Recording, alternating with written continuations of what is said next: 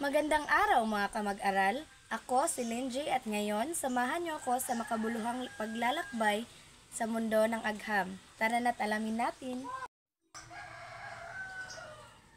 Alam niyo ba ang halaman na ito? Ito ay may siyentipikong pangalan na Theobroma cacao o mas tinatawag natin na kakao. Ang kakao ay isang puno na may taas na 4 hanggang 8 metro. Karaniwang itong tumutubo sa mga tropikal na bansa, kabilang ang Pilipinas, at nangangailangan na mataas na halumigmig at ililim na upang mabuhay. Ang mga puno ng kakao ay may malapad na berdeng dahon at namumulaklak na maliliit na puti na mga bulaklak.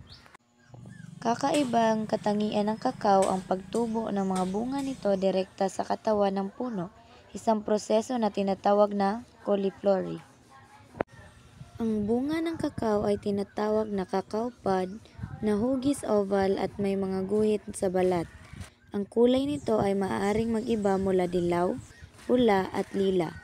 Sa loob ng pod ay makikita ang mga buto ng kakao na ginagamit sa paggawa ng tsokolate. Ang kakao ay isa sa mga pangunahing pananim sa Pilipinas at ang bansa ay isa sa mga nangunang tagalikha ng butong kakao sa Asya. Sa kasalukuyan, ang industriya ng kakao ay nagbibigay ng kabuhayan sa maraming magsasaka, lalo na sa mga rehiyon tulad ng Mindanao, dahil sa pagtaas ng pangangailangan ng tsokolate sa buong mundo, tumataas din ang importansya ng kakao sa ekonomiya ng Pilipinas. Ang kakao ay isang likas na pinagkukunan ng mga panlaban sa oksidasyon tulad ng mga likas na mineral na nakakatulong sa pagpabuti ng kalusugan ng puso at pagpapanatili ng normal na presyon ng dugo.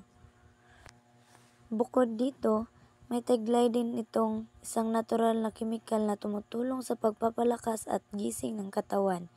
May mga pag-aaral na nagsasabi ang kakao ay nakikinabang din sa pagpapalakas ng ating gawaing pagkaisipan at pagiging alerto ng isipan. Ang bunga ng kakao ay nakakain. Tara't subukan natin.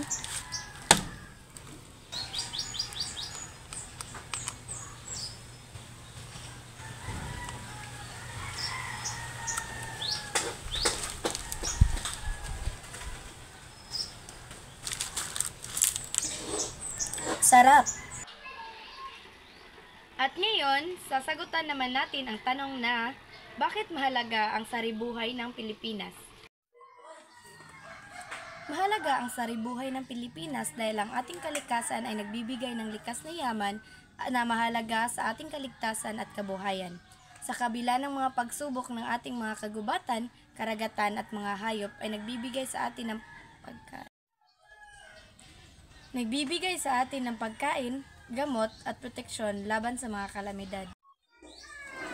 Ang pagsuporta sa saribuhay ng Pilipinas ay makikinabang hindi lamang ang mga tao ngayon, kundi pati na rin ang susunod na henerasyon. At yun lamang po, sana ay nadagdagan ang inyong kaalaman tungkol sa halaman na ito.